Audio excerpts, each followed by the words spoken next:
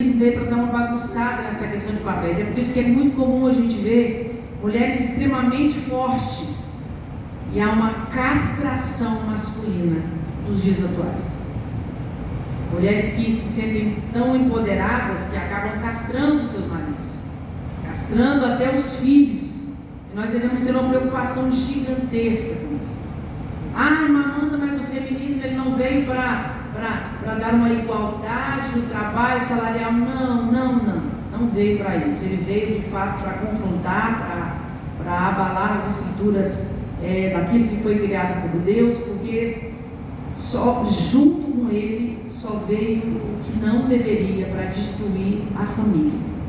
Porque o que Satanás quer é destruir a família. Porque se ele destrói a família, destrói a igreja. Destruindo a igreja, ele destrói o mundo. Por quê? Porque a gente começa em casa. Em casa. E quando o Satanás consegue desestruturar uma casa, destruir uma família, destruir os papéis ali, desordenar tudo, ele consegue destruir a igreja do Senhor. Então, o primeiro lugar que nós devemos enfatizar, em primeiro lugar de cura, é a família. Somos nós. O que nós temos feito para buscar essa cura, para buscar essa questão hoje? Muito pouco. Muito pouco nós temos buscado. E nós precisamos tratar não só os nossos adolescentes, é uma preocupação grande dos congressos de jovens e adolescentes, a gente procurar ajudar os nossos adolescentes, mas eu vejo que nós pais estamos assim, patinando aí, não saem do lugar. Eu fui numa igreja há pouco tempo agora e eu fui dar uma palestra para os adolescentes. E a pastora me procurou porque havia muitos casos de homossexualidade ali na igreja, especialmente feminino. E eu fui conversar com ela falou: Amanda, eu não sei lidar com isso, não sei nem fazer gabinete pastoral com esse tipo de assunto, eu preciso de ajuda. E nós de fato precisamos abrir a mente para ajudar. Nós temos hoje o Ministério de Madureira, eu louvo a Deus por isso, porque juntamente com a Bispa Neuza, esposa do pastor Bispo Ides, abriram a mente com essa questão da psicologia, de que nós precisamos utilizar dos psicólogos na igreja, os psicólogos ajudarem. Tanto é que aqui em Goiânia há um movimento grande na Assembleia de Deus de Campinas, e eles fazem mutirões para atender o pessoal. E eu tenho visto a crescente no meio evangélico de pessoas fazendo psicologia. É claro que eu não aconselho fazer psicologia quem é fraco na fé. Eu tenho uma preocupação muito grande dos nossos jovens fazerem psicologia. A não ser que nós tenhamos jovens muito bem ensinados pelos pais, Porque se não for assim, nossos filhos podem sair da igreja por causa do curso de psicologia. Eu encontrei com uma mãe, eu estava pregando numa igreja em São Sebastião, e a mãe me procurou depois do culto e disse assim: como é que a senhora é crente que fez psicologia? Eu falei: mãe, eu saí do curso de psicologia mais crente do que eu entrei. Eu tive que buscar muito mais a Deus, eu tive que orar muito mais, eu tive que ler muito mais a Bíblia, porque o confronto era gigante. Era muito grande o confronto na faculdade, na universidade. E eu fui confrontada pelos meus professores ateus. Fui confrontada porque Deus não existe, E aí a questão da cura divina e tantas outras questões, eu fui extremamente confrontada. Mas ela disse: mas irmã Amanda, o meu filho entrou na UNB para fazer psicologia, saiu da igreja. Disse: mas agora é só oração. Não adianta a senhora brigar, não adianta a senhora discutir, a senhora vai conversar com amor com o seu filho e orar por ele. Mas nós precisamos, nós pais, então há um grande número de pais aqui, prepararmos os nossos filhos para as universidades. Mas eu quero falar de um texto aqui. Não vou ler o texto, eu vou citar para vocês esse texto. Por quê? Porque esse texto para mim ele é muito incrível, porque está escrito em Lucas, no capítulo 8, a partir do verso 22. O capítulo 8 do Evangelho de Lucas vem descrevendo várias questões. Jesus fala de algumas parábolas. O capítulo vai começar narrando o ministério de Jesus, falando de algumas mulheres que apoiavam o ministério de Jesus, que sustentavam o ministério de Jesus, Inclusive mulheres da alta sociedade, que apoiavam e sustentavam e andavam com Jesus. E aí o capítulo começa narrando o ministério de Jesus, O capítulo continua, Jesus pregando às multidões, Jesus ensinando através de parábolas. Tem algumas parábolas que são ditas aqui no texto de Lucas, e a história continua. Jesus é questionado sobre a mãe e os irmãos dele. Ele vai dizer que a mãe e os irmãos dele são as pessoas que estavam ali. Então o que ele queria dizer, ele não estava rechaçando a mãe e os irmãos dele. Eles estavam dizendo que a família dele era muito maior, que a família dele era grande, e que ali também, junto àquela multidão, junto com os seus discípulos, estavam sua mãe e sua família, os seus irmãos, estavam todo mundo ali. Então você imagina, o texto aqui ele fala de várias questões, mas eu quero frisar uma coisa que me chamou a atenção nesse texto. A partir do verso 22, você percebe uma tempestade. A partir do verso 22, você percebe uma tempestade. A tempestade assola o barco dos discípulos, os discípulos ficam temerosos. O texto continua, após a tempestade, você encontra na próxima história a ser contada aí por Lucas, a história de um homem endemoniado. Então perceba, uma tempestade, um homem, e o texto continua, e Lucas agora vai narrar a história de uma mulher que sofre há 12 anos com fluxo de sangue. Uma tempestade, um homem endemoniado, uma mulher que sangra, e o texto continua, e a próxima história que nós vamos ver é uma menina de 12 anos, uma adolescente morrendo.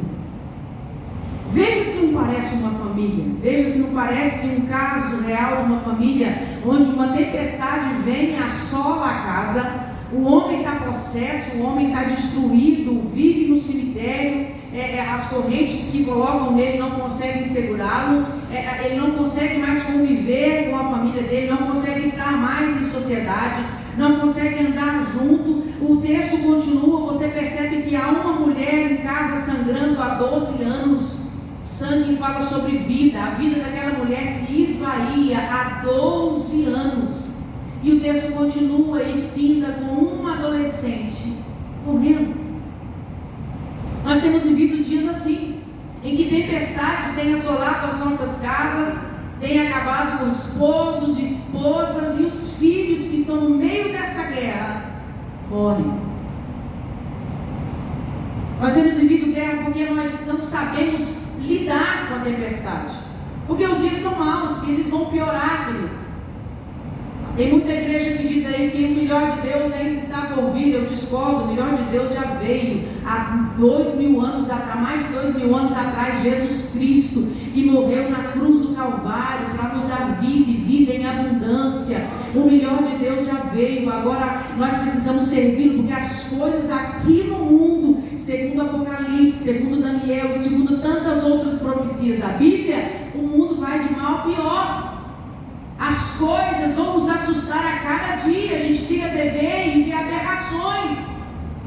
A gente liga a ver os jornais, as mídias sociais, e tudo nos assusta. Tem gente até que diz, tem crente que diz assim: olha, eu nem me assusto mais. Eu digo, pois eu me assusto, porque eu não esperava ver o que essa geração tem se transformado. Mas a palavra de Deus vai dizer que quando o fiel filho do homem, ele vai encontrar uma geração como a geração de Noé, uma geração má, uma geração perversa, uma geração dura, uma geração que precisou ser morta, toda ela, e só sobrou Noé e sua família. E pense que geração era essa.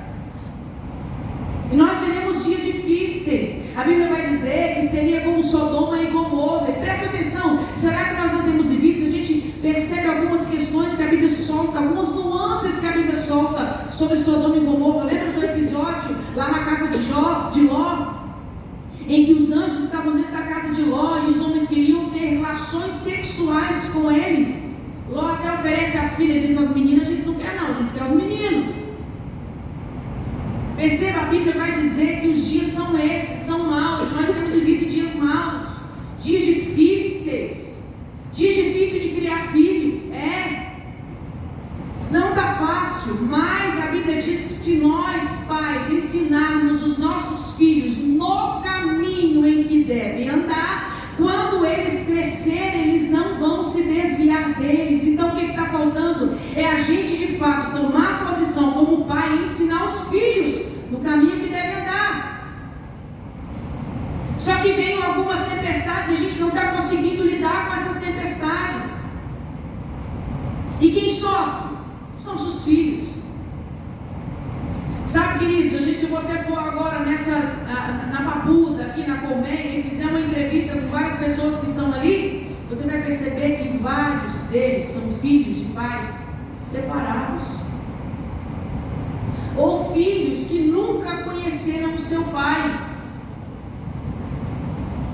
Eu sei que tem coisas que acontecem, eu não estou julgando aqui quem separou, quem sou eu para julgar, porque a Bíblia vai dizer que nenhuma condenação há para os que estão em Cristo Jesus, que não andam segundo a carne, mas segundo o Espírito. Se aconteceu, querido, Deus é perdoador, Deus renova, Deus faz de novo, Deus cura, mas há um problema aí com os nossos filhos, pode perceber, porque os nossos consultórios, nós recebemos vários e vários filhos de pais separados.